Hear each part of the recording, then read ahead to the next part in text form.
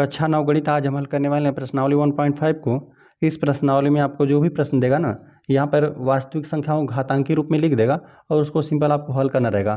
तो हम लोग घातांक नियम वास्तविक संख्याओं पर किस प्रकार से लागू होता है इसको सीखते हैं, इसके बाद ही प्रश्नावली के प्रश्नों को हल करते हैं। चलिए यहाँ पर हम लोग सीख लेते हैं कि संख्याओं को घातांकी रूप में कैसे लिखते हैं ना। जैसे यहाँ पर हमने सिंपल लिख दिया, यहाँ पे संख्या 2 है, इसका हमने 2 गुणनखंड लिख दिया है ना। यहाँ पर चर भी हो सकता है, अचर भी हो सकता है। जैसे हमने संख्या 2 के 2 गुणनखंड लिख दिए ना, तो इसको हम लोग घातांकी रूप में किस प्रकार से लिखेंगे, इसको हम लोग 2 की घाते 2 लिख देंगे है ना। यहाँ पर देखेंगे कि सामान्य गुणनखंड होना चाहिए। यहाँ पर संख्या 2 के यह सामान्य रूप में है और यहाँ पर ये घातांकी रूप में हो गया, ठीक है। अच्छा चलिए इसको इस प्रकार से भी आप लिख सकते हैं, चर के हिसाब से भी समझ सकते हैं। यहाँ पे यक्स है, यक्स गुणते हमने यक्स लिख दिया, इसको हम लोग क्या लिख सकते हैं, यक्स के 2 गुणनखंड है ना। यहाँ पे नीचे आधार रहता है और ऊपर घात रहता है। यही घात रहता है ना, यही बताता है कि जो भी आधार लिखा गया है ना इसके कितने गुणनखंड है। यहाँ पर घात यह बता रहा है कि यहाँ पे यक्स के कितने गुणनखंड है, 2 गुणनखंड है। यदि हम लोग सिंपल यक्स पर घात हम 5 लिख दिया है ना, यक्स पे घात हमने 5 लिख दिया, तो इसका ये मतलब है ना कि यहाँ पे यक्स के कुल कितने गुणनखंड है ये घात बताएगा। यक्स के 5 गुणनखंड है ना। यदि हम लोग सिंपल यहाँ पे 7 यहाँ पर हम 7 की घात है यहाँ पर 3 लिख दें, तो इसका ये मतलब है कि जो भी संख्या 7 है इसके कुल कितने गुणनखंड है, 3 गुणनखंड है। तो यहाँ पे जो नीचे रहता है इसे क्या बोल देते हैं, इसे बोल देते हैं आधार, या फिर इंग्लिश में बोलना रहेगा तो इसे बेस बोल देते हैं, और इसको बोल देते हैं घात। जो ऊपर रहता है उसे घात बोलते हैं, और यदि इंग्लिश में बोलना रहेगा तो इसे पावर बोल देते हैं, ठीक है, POWER, ठीक है, पावर रहेगा। तो यहाँ पे यदि 7 की घात 3 को लिखना है, यदि हम लोग को प्रसार करना है, तो यहाँ पे 7 की घात को 3 को हम लोग क्या लिख सकते हैं, 7 गुणते हमने सिंपल 7 लिख दिया है ना। यहाँ पर ये संख्या सामान्य रूप में है और यहाँ पर ये संख्या घातांकी रूप में है ना। अब यहाँ पर जो भी संख्या आपको घातांकी रूप में लिखा रहता है ना, उन पर ये घातांक का नियम लगता है ना। चलिए घातांक का नियम क्या होता है, और यहाँ पर हम लोग वास्तविक संख्याओं के बारे में समझेंगे। हालांकि घातांक नियम को हम लोगों ने पिछली क्लास में समझा हुआ है ना, फिर भी हम लोग इसको समझते हैं। चलिए यहाँ पर a है, a पर घात m है, और यहाँ पे गुणते a है, a पर घात n है। जब भी आप देखेंगे कि दो संख्याएं हैं आपस में गुणा के रूप में है, यदि उनका आधार समान है तो सिंपल क्या कर देना, आपको घातों को जोड़ देना है ना। यहाँ पे 1 घात m है, गुणते यहाँ पे 1 घात n है, तो यहाँ पे 1 घात m प्लस n हो जाएगा। यदि और भी गुणनखंड एक आ जाता है ना, तो जो भी जितने भी गुणनखंड रहते हैं यहाँ पे आधार केवल देखेंगे समान है, घातों को सिंपल जोड़ देंगे। जैसे यहाँ पर देखिए, यहाँ पे 2 पर घात 7 है, यहाँ पे गुणते 2 पर घात 8 है, आधार देख रहे हैं समान है, बीच में गुणा का चिन्ह है, घात को सिंपल जोड़ दीजिए। यहाँ पर 2 रहेगा, 2 पर कुल कितने घात हो जाएंगे, पहले यहाँ पे 2 के 7 गुणनखंड थे और 2 के 8 गुणनखंड थे।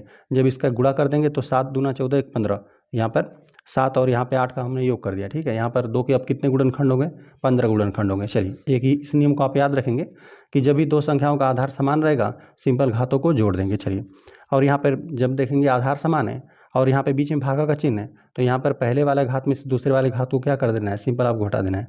आधार से आप वहीं लिख दीजिए और पहले वाले में से दूसरे वाले घात को घटा दीजिए। या फिर ये भी समझ सकते हैं कि ये अंश में राशि है, ये हर में है, आधार देख रहे हैं समान है, घातों को हम लोगों ने पहले वाले घात में से दूसरे वाले घात को हटा देंगे। यहाँ पर पहला वाला घात बड़ा ही आपको देगा, ठीक है, पहला घात बड़ा रहेगा और दूसरा घात छोटा रहेगा। चलिए इस प्रकार से हो गया। यहाँ पर एक उदाहरण लिखा हुआ है हमने, इसको भी समझ लेते हैं। यहाँ पर 5 है, देख लेते हैं, आधार समान है, बीच में भागा का चिन्ह, पहले वाले घात में से दूसरे वाले घात को हटा देते हैं। 7 में से आप जब 2 घटा देंगे तो आपको 5 पर घात कितना प्राप्त हो जाएगा, 5 घात प्राप्त हो जाएगा। चलिए अब यहाँ पर तीसरा हम लोग समझ लेते हैं कि यहाँ पर कोई संख्या आधार और घात के रूप में, घातांक के रूप में संख्या है, अब उस पर भी कोई घात आ गया तो सिंपल आप क्या कर देना है, घातों का गुणा कर देना है, ठीक है। आधार है, घात है, 1 घात m है और उस पर भी घात आ गया तो घातों का यहाँ पर क्या कर देंगे, गुणा कर देंगे। जैसे यहाँ पर 4 है, 4 पर घात 5 है, अब इस पर भी कोई घात आ गया तो यहाँ पर हम लोग 5 और 2 का क्या कर देंगे, गुणा कर देंगे। 4 पर घात क्या हो जाएगा, 5 गुणते 2 कर देंगे, तो 4 पे घात आपको कितना प्राप्त हो जाएगा, 10 प्राप्त हो जाएगा। चलिए इस प्रकार से हो गया। और यहाँ पर जो जितने भी हम घातांक के नियम लिखे हैं यह आपके प्रश्न में जिस प्रकार से आपको चाहिए है ना, यदि प्रश्न इस प्रकार से आपको इस प्रकार से आवश्यकता पड़े तो इस प्रकार से भी लिख सकते हैं, दोनों आपस में मान बराबर है ना। यदि प्रश्न ऐसा है, ऐसा हो सकता है, ठीक है, यह दोनों प्रकार से चलेगा। बाकी जो भी प्रश्न रहेगा उसको हम लोग हल करेंगे। यहाँ पर जो 2 संख्याएं लिखी गई हैं आधार और घात के रूप में, आधार देख रहे हैं कि भिन्न है लेकिन घात समान है, तो सिंपल आधार का गुणा कर देंगे और जो भी घात है उसको लगा दीजिए। यहाँ पर देख लेते हैं, जो हमने एग्जाम्पल लिया हुआ है, यहाँ पर आधार 2 है, यहाँ पर आधार 7 है, लेकिन घात देख रहे हैं दोनों का सेम है। आधार का क्या कर देना है, सिंपल आप गुणा कर देना है, 7 में 2 को गुणा कर देंगे 14 हो जाएगा, और इस पर घात लगा दीजिए। यहाँ पर 5 जो सेम घात रहेगा सेम आपको लगा देना है ना। 14 पर घात हमने सिंपल 5 लिख दिया, ठीक है। या फिर इसको चाहें तो कोष्टक करके भी आप लिख सकते हैं। यहाँ पे आधार का सिंपल गुणा कर दीजिए जब आधार भिन्न रहे और घात सेम रहे, दोनों आधारों का गुणा करके लिख दीजिए और जो घात है सेम उसको लगा दीजिए। चलिए, और यहाँ पर कोई भी संख्या आ गया ना, उस पर यदि घात शून्य आ गया तो कोई भी संख्या रहे यदि उस पर घात शून्य है उसका वैल्यू 1 हो जाएगा। जैसे यहाँ पर हमने 7 लिख दिया, 7 पर घात 0, इसका मान क्या हो जाएगा 1। यदि हम लोग सिंपल संख्या 100 लिख दें, इस पर घात 0 हो गया तो इसका वैल्यू कितना हो गया 1 हो गया। यहाँ पर हमने घातांक नियम को सीख लिया। घातांक के ही सब नियम है, लेकिन अब यहाँ पर वास्तविक संख्याओं पर आपको इस्तेमाल करना होगा। तो वास्तविक संख्याओं में क्या होती हैं, परिमेय और अपरिमेय संख्याएं आती हैं। तो इसमें संख्या जैसे आधार और घात है ना, तो यहाँ पर 1/2 करनी में ऐसी भी संख्याएं आपको आ जाएंगी, ठीक है, क्योंकि आपको सभी वास्तविक संख्याओं को लेना है। जैसे यहाँ पर एक हम चलिए उदाहरण के लिए लिख देते हैं। चलिए हमने संख्या 1/2 लिख दिया है ना, और इस पर जैसे मान लेते हैं यही नियम लगाना है। तो यहाँ पे 1/2 लिख दिया हमने, और चलिए इस पर हम घात लिख देते हैं, सिंपल हमने 5 लिख दिया, ठीक है। और फिर हमने लिख दिया आधार सेम करना है, जो कि अब यहाँ पर 1/2 हमने कर दिया, ठीक है, आधार सेम कर दिया। चलिए घात हम लोग कुछ और कर देते हैं, और चलिए परिमेय संख्या के हिसाब से लिख देते हैं। चलिए हम सिंपल 1/2 लिख दिया।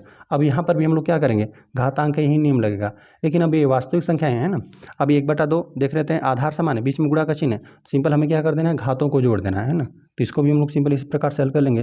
1/2 हो गया, और 5 प्लस हम लोग 1/2 कर देंगे, और यहाँ पर यदि हम लोग सिंपल जोड़ देंगे तो 1/2, इस पर घात कितना हो जाएगा, 5 में 1/2 जोड़ देंगे तो यहाँ पे 5 दूना 10 की 11, 11/2 आपको प्राप्त हो जाएगा। आपको वास्तविक संख्याएं दे देगा और घातांक के रूप में संख्याएं लिखी गई रहेंगी, और उस पर हम लोग सिंपल घातांक का नियम लगा देंगे, और जो भी आएगा प्रश्न उसको हम लोग हल कर लेंगे, ठीक है। सिंपल इसी प्रकार से कर देंगे।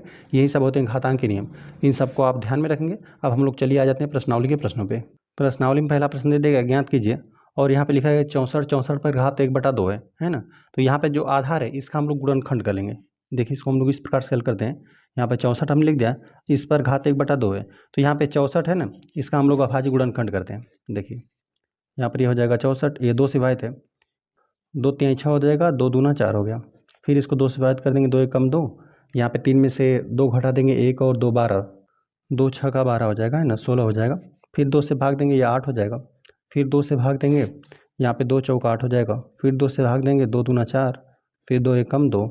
तो यहाँ पर देख लेते हैं 2 के कुल कितने गुणनखंड आपको प्राप्त हो रहे हैं, 1 2 3 4 5 6, 2 के आपको 6 गुणनखंड प्राप्त हो रहे हैं। चलिए एक बार लिखना है तो यहाँ पर हम लिख देते हैं, 2 के यहाँ पर आपको 3 3 6, हमने बताया कि आधार समान होने चाहिए, उसके जितने गुणनखंड रहेंगे उस पर सिंपल उतनी घात लगा दीजिए। तो यहाँ पर हम लोग क्या लिख देंगे, 2 पर घात 6 भी इसको हम लोग लिख सकते हैं ना। संख्या देख लेते हैं, आधार समान है, यदि घात के हिसाब से बात करेंगे सब पर घात 1 ही है, घात जोड़ देंगे, यहाँ पर 2 पर घात आपको 6 प्राप्त हो जाएगा। तो यहाँ पर जो आधार 2 है इसके कुल कितने गुणनखंड है, 6 गुणनखंड है। चलिए इसको हम लोग सिंपल यहाँ पर लिख देते हैं। चलिए हम लिख देते हैं, यहाँ पे 64 के स्थान पे, यहाँ पर ये हमने 64 का ही किया था, 64 का गुणनखंड किया था, तो हमें 2 के 6 गुणनखंड प्राप्त हुए। इसको हम लोग घातांक के रूप में किस प्रकार से लिख सकते हैं, 2 पर घात 6, यहाँ पर लिख देते हैं, 2 पर घात 6 हो गया, और इसको कोष्टक में हम लोगों ने बंद कर दिया, क्योंकि यहाँ पे 64 बराबर 2 की घात 6 है, लेकिन इस पर घात कितना है, 1/2 घात है पहले से ही, है ना। हमने सीखा कि जब भी घातांकी रूप में संख्या है और उस पर भी कोई घात आ गया, है ना, यहाँ पर यही नियम है, यदि घातांकी रूप में पहले से ही संख्या है और उस पर कोई घात आ गया तो घातों का हमें सिंपल गुणा कर देना है। तो चलिए यहाँ पर हम लोग घातों का गुणा कर देते हैं। तो यहाँ पर 2 हो जाएगा, आधार 2 है, 2 पर घात 6 था, अब यह आधार बन गया था, फिर उस पर कोई घात आ गया था, जो यहाँ पे कोष्टक के अंदर वाला आधार है और इसका घात है, और यहाँ पे जो बाहर घात लगा है इसका हम लोग सिंपल गुणा कर देंगे। तो 2 हो जाएगा, और 6 में आपको गुणा कर देना है कितना, 1/2 का। तो यहाँ पे 6 में 1/2 का गुणा कर देंगे, मतलब 6 का आधा कर देना है ना। तो जब 6 का आप आधा कर देंगे तो आपको 2 पर घाते आपको 3 प्राप्त हो जाएगा, है ना। यहाँ पे 6 है, और 6 का 1/2 कर देंगे तो यहाँ पे 2 3 6, 3 बार विभाजित हो जाएगा, 2 पर आपको घात 3 प्राप्त हुआ। चलिए इसको और हल करते हैं। 2 पर घात 3 है, इसका यह मतलब हुआ ना कि आधार 2 के घात बताएगा कुल कितने गुणनखंड है, तो इसके कुल 3 गुणनखंड है। तो इसको हम लोग इस प्रकार से भी लिख सकते हैं, 2 गुणते 2 गुणते 2 हमने लिख दिया, 2 दूना 4 दूना 8। यहाँ पर 64 पे घात 1/2 को हल करने के बाद हमें क्या प्राप्त हुआ, सिंपल 8 प्राप्त हुआ। चलिए आप चाहें तो घातांक का जो भी हम लोग नियम लगा रहे हैं उन नियमों को भी आप लिख सकते हैं ना, आपकी इच्छा हो तो इस नियम को आप लिख लीजिएगा, ठीक है। बाकी जो भी नियम लगेगा हम लोग डायरेक्ट उसको हल करते हैं, जो नियम लगेगा उसको हम बताते भी रहेंगे कौन सा नियम लग रहा है। चलिए यहाँ पर 32 से 32 पर घात कितना है, 1/5 है, यहाँ पर हमने नोट कर लिया 32 है, इस पर घात 1/5 है, तो यहाँ पर 32 का हम लोग क्या कर देंगे, अभाज्य गुणनखंड कर देंगे, है ना। तो हालांकि यहाँ पर हमने किया हुआ है, यहाँ पर इतने ही 5 गुणनखंड आपको प्राप्त होंगे, लेकिन चलिए यहाँ पर भी हम लोग कर देते हैं। 32 है, 2 से विभाजित कर देंगे, आधा कर देगा, 16 दूना 32 हो जाएगा, 2 से कर देंगे यह 8 हो जाएगा, फिर 2 से भाग देंगे, यहाँ पे 2 चौका 8 हो जाएगा, फिर 2 दूना 4, फिर 2 एकम 2। तो यहाँ पर 32 बराबर आपको प्राप्त कितना हुआ, 2 पर, मतलब 2 के कुल 5 गुणनखंड, 2 गुणते 2, इस प्रकार से 5 गुणनखंड हुए। इसको हम लोग घातांक के रूप में किस प्रकार से लिख सकते हैं, 2 पर घात हमने सिंपल 5 लिख दिया। अब यहाँ पर हम लोग जो 32 है, 32 के स्थान पर हम लोग क्या लिख सकते हैं, 2 पर घात 5। यहाँ पर 2 पर घात हमने 5 लिख दिया। यहाँ पर केवल ये 32 के स्थान पर है, लेकिन इस पर पहले से घात कितना है, 1/5 है। चलिए यहाँ पर घातों का हम लोग सिंपल क्या कर देंगे, गुणा कर देंगे। चलिए यहीं सेल कर देते हैं। यहाँ पर 2 हो गया, यहाँ पर 5 है ना, पहले से घातांक के रूप में संख्या है, उस पर कोई घात आ गया तो जो कोष्टक के अंदर वाला आधार है और उस पर जो घात है इनका आपस में गुणा कर दीजिए। यहाँ पर हम लोग गुणा कर देते हैं, 5 गुणते 1/5 है ना। अंश और हर में से 5 विभाजित हो जाएगा, केवल आपको 1 प्राप्त हो जाएगा। मतलब 2 का केवल 1 गुणनखंड, या फिर इसको इस प्रकार से भी लिख सकते हैं, केवल 2 लिख सकते हैं ना, 2 का केवल 1 गुणनखंड है। तो यहाँ पे 32 की घात 1/5 था, इसको हल करने के बाद हमें क्या प्राप्त हुआ, 2 प्राप्त हुआ। थर्ड प्रश्न में दिया हुआ है 125 है, इस पर घात 1/3 है, इसको हल करते हैं। थर्ड है 125 पर घात 1/3 है। चलिए 125 का हम लोग अभाज्य गुणनखंड करते हैं। यह संख्या जोड़ने पर 6 हो जा रहा है, 6 2 8 हो रहा है। यहाँ पे संख्या ना ही 2 से विभाजित है ना ही 3 से विभाजित है। अभाज्य संख्या उसको हम लोग ट्राई करते हैं। अभाज्य संख्या वे संख्या होती हैं जो केवल स्वयं से विभाजित होती हैं और 1 से। तो यहाँ पर ये डायरेक्ट संख्या 5 विभाजित है, तो यहाँ पे 5 दूना 10 हो जाएगा, 12 में से 10 घटा देंगे, बचेगा 2, 2 और 5 25, 5 5 25। फिर यहाँ पे 5 से विभाजित कर देंगे, 5 5 25, यहाँ पे 5 एकम 5। यहाँ पर जो 125 था इसका हमने भाज्य गुणनखंड कर दिया ना, तो यहाँ पे 5 के कुल आपको कितने गुणनखंड प्राप्त हुए, 3 गुणनखंड। इसको हम लोग घातांक के रूप में किस प्रकार से लिख सकते हैं, 5 पर घात हमने सिंपल 3 लिख दिया। चलिए यहाँ पर हम लोग नोट कर देते हैं इसको। यहाँ पर 125 के स्थान पर हम लोग क्या लिख सकते हैं, 5 पर घाते 3, 5 पर घाते हमने 3 लिख दिया। और यहाँ पर बाहर घात कितना है, 1/3 है पहले से ही, तो यहाँ पर घातों को क्या कर देंगे, सिंपल गुणा कर देंगे। चलिए हम गुणा कर देते हैं, 5 हो गया और 3 में गुणा कर देना है 1/3 का। यहाँ पे अंश और हर से यहाँ पर 3 विभाजित हो जाएगा। 5 पर घात केवल आपको 1 प्राप्त हो जाएगा, या फिर सिर्फ आप 5 लिख सकते हैं, केवल 5 का एक ही गुणनखंड है। तो यहाँ पे 125 घाते 1/3 को हल करने के बाद हमें 5 प्राप्त हुआ। चलिए ये हो गया। इस प्रकार से पहला प्रश्न हल हो गया। आ जाते हैं प्रश्न नंबर 2 पे। प्रश्न नंबर 2 दे दिया गया, ज्ञात कीजिए। यहाँ पर 9 दे दिया गया, 9 पर घात यहाँ पे 3/2 है ना। चलिए इसको हम लोग हल करते हैं। हल करते हैं हम लोग दूसरे प्रश्न को, दूसरे में भी फर्स्ट को हल करते हैं।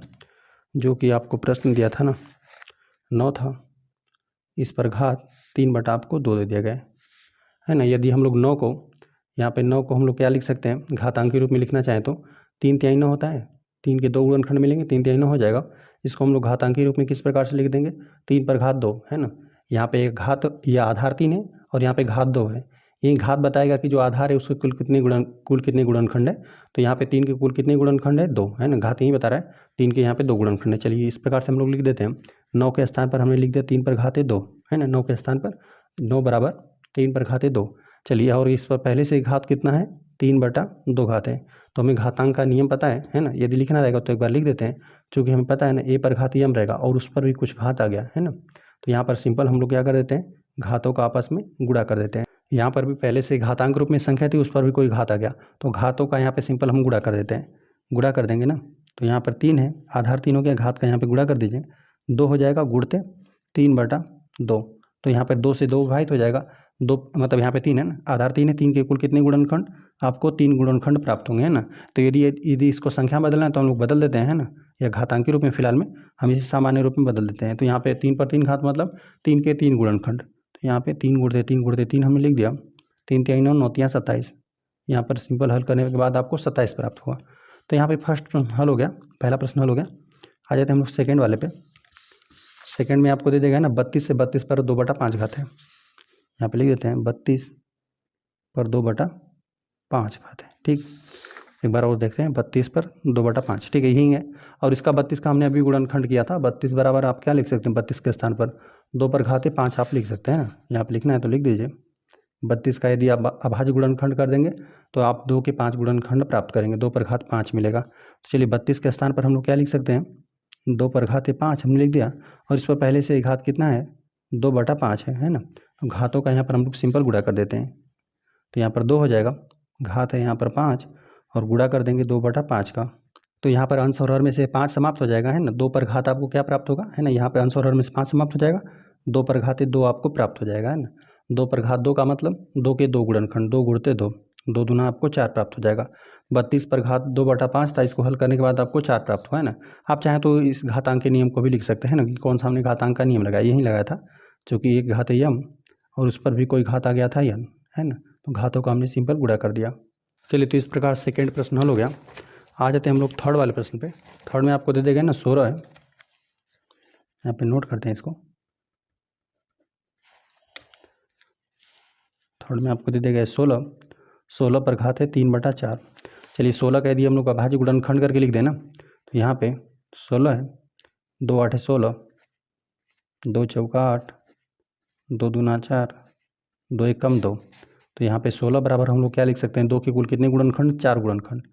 2 गुणते 2 गुणते, यहाँ पर हमने 2 के 4 गुणनखंड लिख दिए। इसे घातांक के रूप में हम लोग इस प्रकार से लिखेंगे, 2 के यहाँ पे 4 गुणनखंड है, 2 पर 4 घात है ना।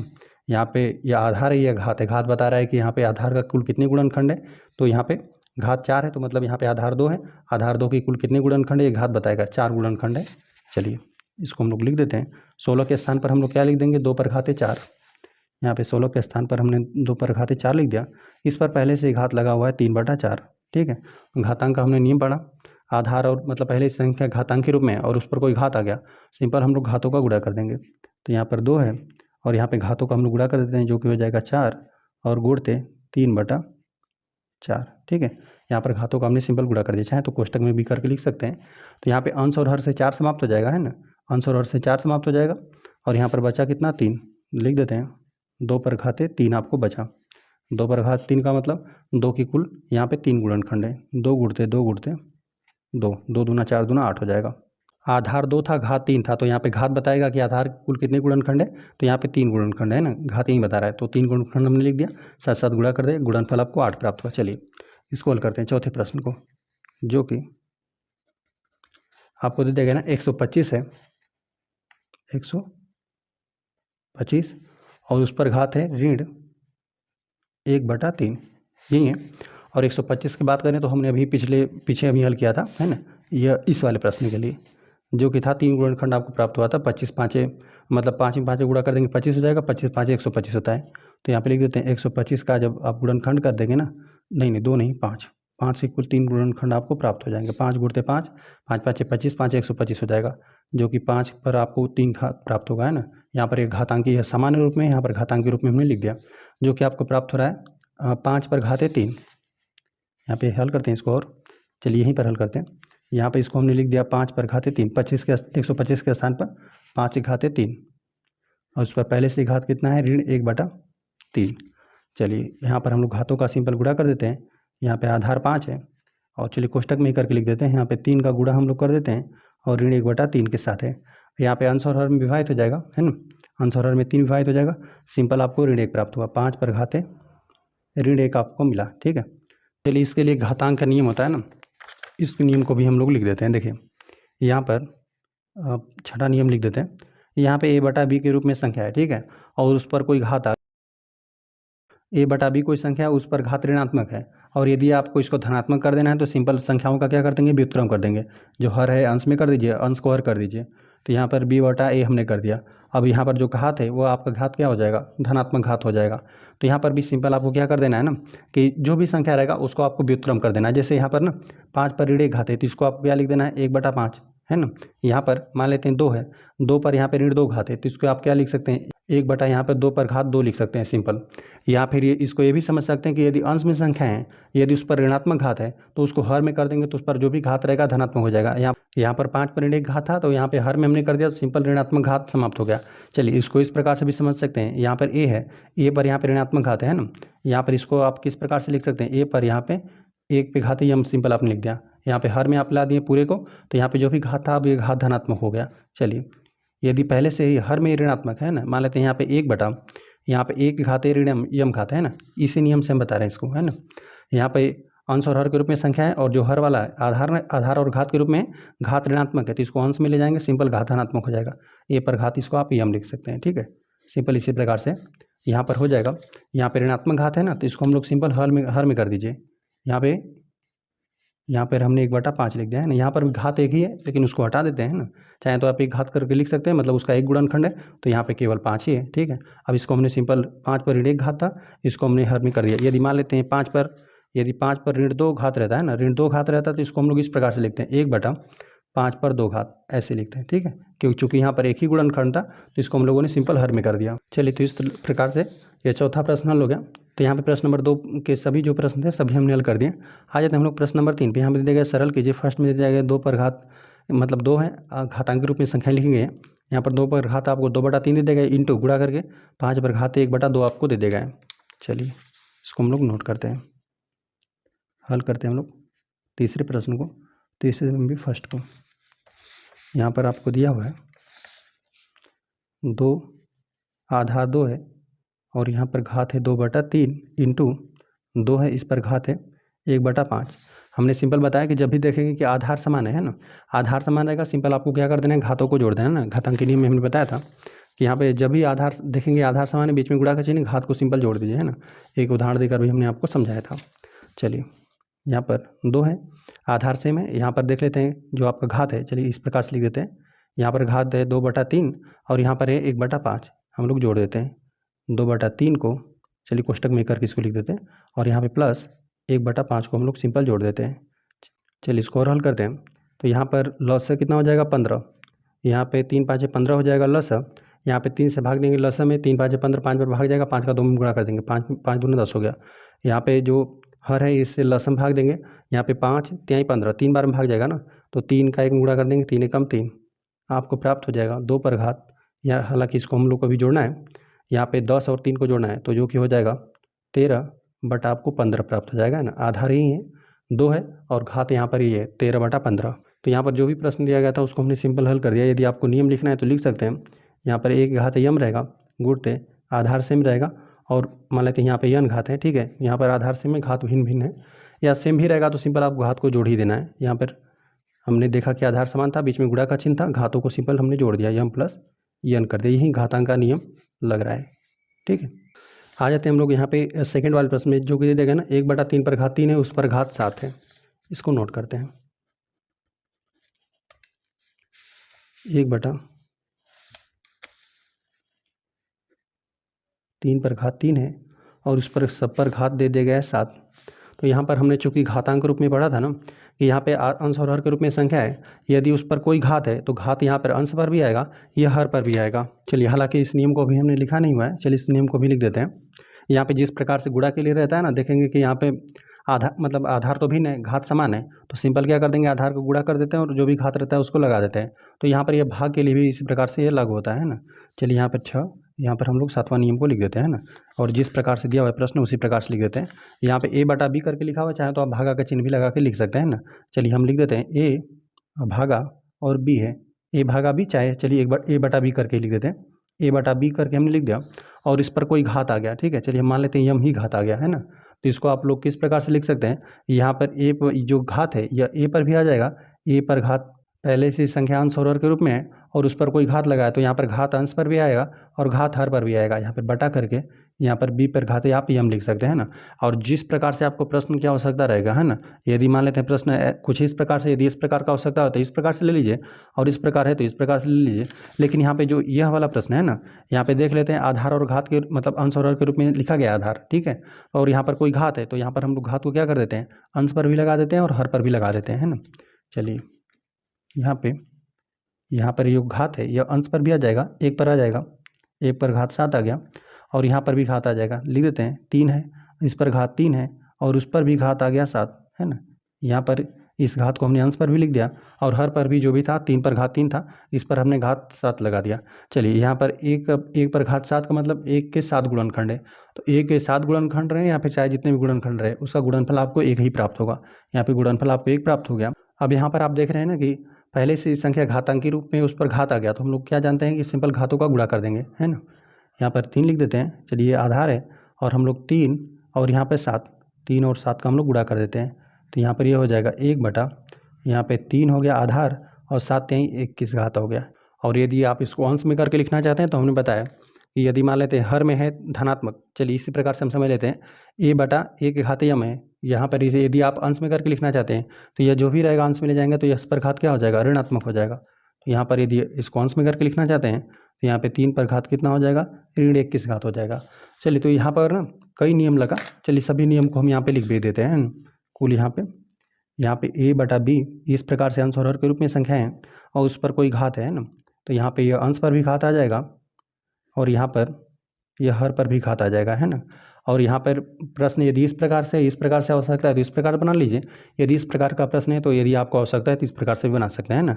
तो यहाँ पर हमने सिंपल इस प्रकार से इस्तेमाल किया, अंश और हर में था, यहाँ पे घात को हमने अंश पर भी लगा दिया, हर पर भी लगा दिया। चलिए, तो एक नियम तो इसका इस्तेमाल हुआ, साथ साथ और देख लेते हैं कौन सा नियम हमने इस्तेमाल किया था। और यहाँ पर घात वाला हमने नियम इस्तेमाल किया था, है ना। लिख देते हैं इस नियम को भी। ए था, ए पर कोई घात था, मतलब यह आधार और घातांक के रूप में संख्या था और उस पर भी कोई घात आ गया था, है ना। तो घातों को हमने सिंपल गुणा कर दिया, यहाँ पे एक घाते यम इंटू यन हो गया, ठीक है। एक यह नियम और साथ साथ इस नियम को भी हम लिखते हैं, है ना। और चलिए इसी प्रकार से हम करके लिख देते हैं, ए है बटा ए पर घात यम, है ना। यदि आप इसको अंश में करके लिखना चाहते हैं तो इस घात को सिंपल क्या कर दीजिए, ऋणात्मक घात कर दीजिए, है ना। इसको हमने सिंपल ऋणात्मक कर दिया। तो यहाँ पर यही कुल 3 नियम लागू किए थे हमने। चलिए, सेकेंड प्रश्न हल हो गया। आ जाते हैं हम लोग थर्ड वाले प्रश्न पे।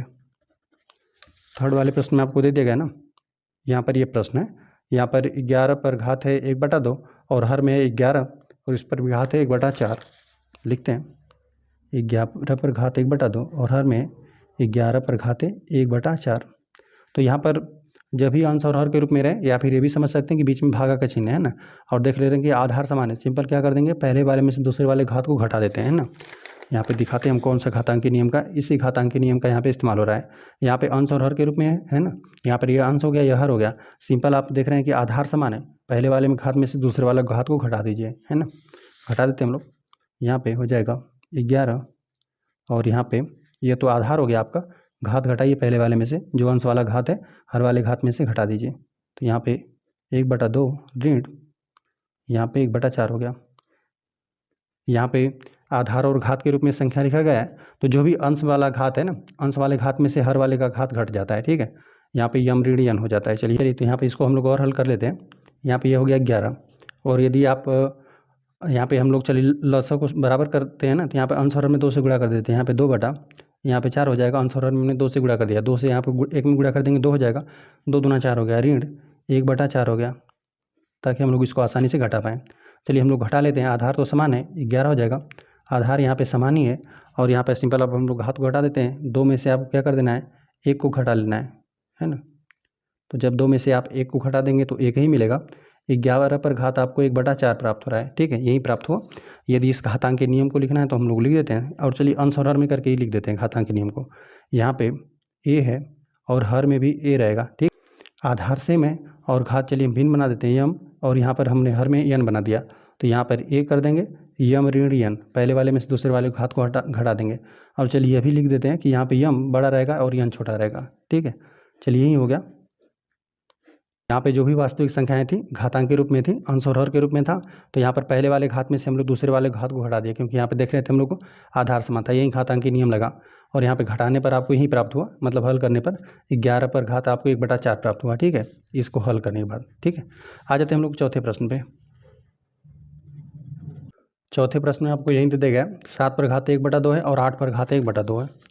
यहाँ पे लिख देते हैं 7 पर घात 1/2 है इंटू 8 पर घात 1/2 है। देखिए यहाँ पर घातांक नियम कौन सा लगेगा, यहाँ पे देख रहे हैं कि आधार भिन्न है, लेकिन घात को देखेंगे ना तो यहाँ पर भी 1/2 घात है, यहाँ पर भी 1/2 घात है। यहाँ पर हमने इसके बारे में हमने पहले बताया था कि यहाँ पर देखेंगे आधार भिन्न भिन्न रहे, लेकिन यहाँ पर देखेंगे कि घात जो भी रहे सेम रहे। आधार का सिंपल गुणा कर देंगे, आधार का सिंपल गुणा कर दीजिए और जो भी घात है सेम ही घात रहेगा, उसको आप सिंपल लगा देंगे, है ना। यहाँ पर भी देखिए वही बात है, यहाँ पर देख लेते हैं कि आधार तो भिन्न भिन्न है ना, लेकिन देख रहे हैं घात क्या है, यहाँ पे सेम ही है। तो यहाँ पर हम लोग सिंपल आधार का गुणा कर देते हैं, यहाँ पे 7 और 8 का गुणा कर दीजिए और इस पर जो भी है घात को लगा दीजिए। यहाँ पे 1/2 हमने घात को लगा दिया, यहाँ पे गुणा कर देते हैं, 7 और 8 56 हो जाएगा। 56 पर घात आपको कितना प्राप्त हुआ, 1/2 प्राप्त हुआ। इस घातांक नियम को भी हम लोग लिख देते हैं, चूँकि यहाँ पे लिख देते हैं ए और बी आधार भिन्न भिन्न है, लेकिन यहाँ पर घात सेम है। चलिए मान लेते हैं यम ही घात है, यहाँ पर घात सेम रहेगा, यहाँ पर ए बी का गुणा करके और सिंपल आप घात को क्या कर देंगे, लगा देंगे, है ना। इसी घातांक नियम का प्रयोग किया गया। चलिए, तो इसको हल करने के बाद हमें 56 पर घात 1/2 प्राप्त हुआ। चलिए, और इस प्रकार से साथ ही साथ आपका ना प्रश्नावली में जितने भी प्रश्न थे सभी प्रश्न हल हो गए। वीडियो पसंद आए तो वीडियो को लाइक कर दीजिए, यदि चैनल पर नए हैं तो कृपया चैनल को सब्सक्राइब कर दीजिए।